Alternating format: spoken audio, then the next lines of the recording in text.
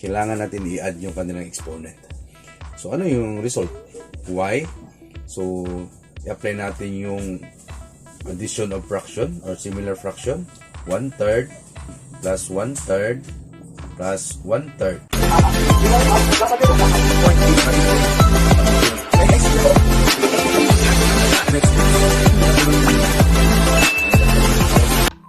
So this is our topic, simplifying expressions with integral exponents.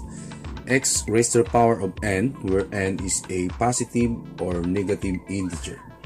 The exponent n may also be a fraction such as x raised to the power of 1/2, a raised to the power of 2/3, or m raised to the power of 1/4.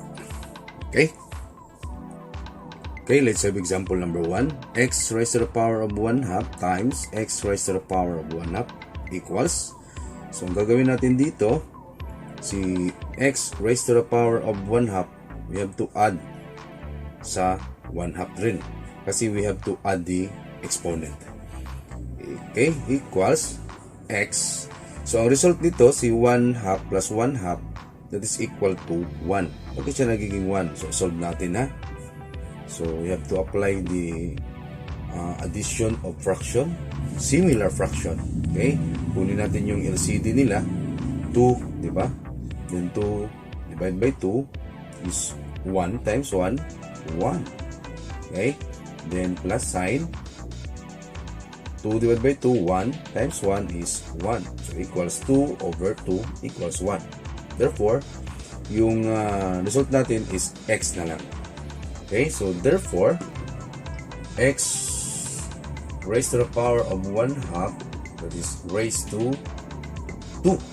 Okay, kasi we have to double this 1. Yan, no? Si x raised to the power of 1/2, diba? Double siya, kaya squared. So that is equal to x. Okay.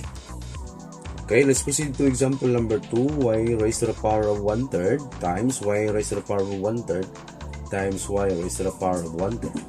So, equals. So, ito na lang equals ha. Alisin ko yan. Muna lang yan dyan.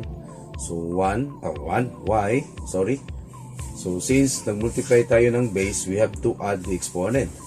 So, 1/3 plus 1/3 plus 1/3. Okay? So, kapag mag-multiply tayo ng the same base, kailangan natin i-add yung kanilang exponent. So, ano yung result? Y. So, i-apply natin yung addition of fraction or similar fraction. 1/3 plus 1/3 plus 1/3. So, kunin natin yung LCD. Pwede mo na i-diretso, di ba? So, huwag na natin shortcut, ha? 3, yung LCD nila. So, 3 divided by 3 is 1 times 1 is 1. Kopyahin si plus sign. 3 divided by 3, 1 times 1 is 1. Kopyahin ang plus sign. 3 divided by 3, 1 times 1 is 1. Therefore, 1 plus 1 plus 1 is 3 over 3 equals 1. Therefore, 1 na yung exponent ni y. Or ito na yung final answer natin, si y. Okay?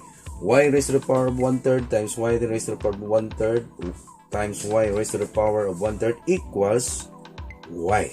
So, therefore, si y raised to the power of 1/3 raised to the power of 3.